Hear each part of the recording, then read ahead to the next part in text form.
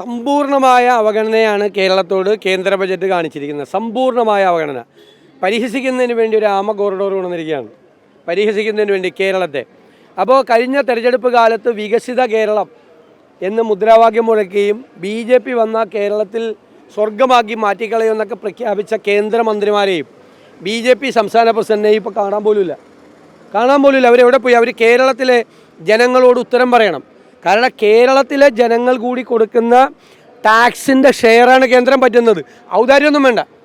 കേരളത്തിലെ ജനങ്ങൾ കൂടി കൊടുക്കുന്ന നികുതിയുടെ പകുതി പോകുന്നത് GST പ്രകാരം പകുതി പോകുന്നത് കേന്ദ്രത്തിനാണ്.